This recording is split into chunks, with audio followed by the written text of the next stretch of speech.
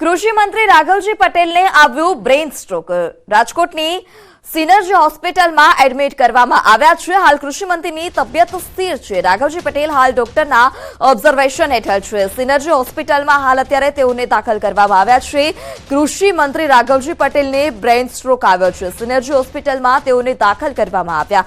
હાલ અત્યારે કૃષિ મંત્રીની તબિયત સ્થિર છે। રાઘવજી પટેલ હાલ ડોક્ટરના ઓબ્ઝર્વેશન હેઠળ છે।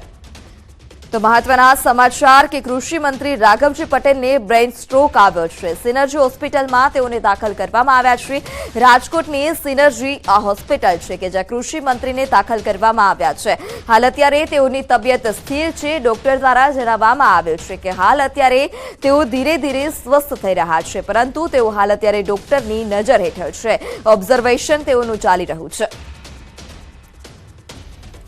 संवाददाता हार्दिक जोशी फोन लाइन थी जोड़ाई चुक्या है। हार्दिक, कृषि मंत्री राघवजी पटेल ने ब्रेन स्ट्रोक આવ્યો, हाल अत्यारे तेओ सारवार हेठळ छे। शुं वधारे माहिती, तेओनी तबियत केवी छे हाल अत्यारे, डॉक्टरनुं शुं कहेवुं छे?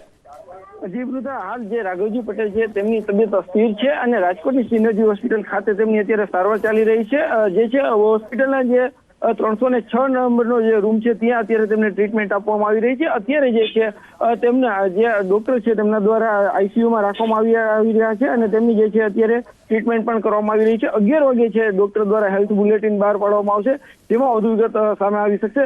ગઈકાલે જે છે રાઘવજી પટેલ જામનગર જિલ્લાના બેરાગા ગામે જે તેઓ અભિયાનમાં હતા, ગામ ચાલો અભિયાનમાં હતા, એ દરમિયાન તેમની તબિયત અચાનક લથડી હતી અને ત્યારબાદ નજીકની હોસ્પિટલ ખાતે તેમને જે છે સારવાર માટે ખસેડવામાં આવ્યા હતા, પરંતુ વધુ સારવારની જરૂર જણાતા આજે વહેલી સવારમાં રાજકોટ સિનર્જી હોસ્પિટલ ખાતે તેમને સારવાર માટે ખસેડવામાં આવ્યા છે।